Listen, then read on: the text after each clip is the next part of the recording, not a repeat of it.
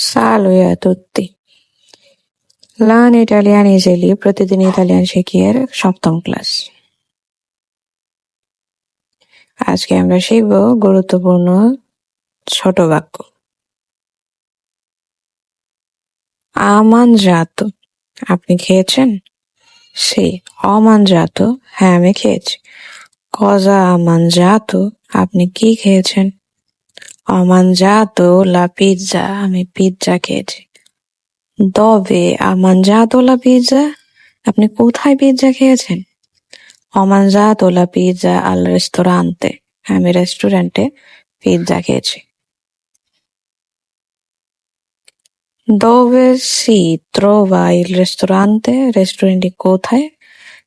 Vicino alla stazione di Venezia, Venice স্টেশনের পাশে।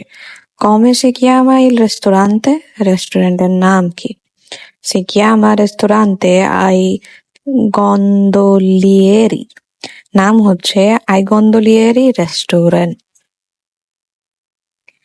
প্রতিদিন ইতালিয়ান শিখতে অবশ্যই সাবস্ক্রাইব করবেন।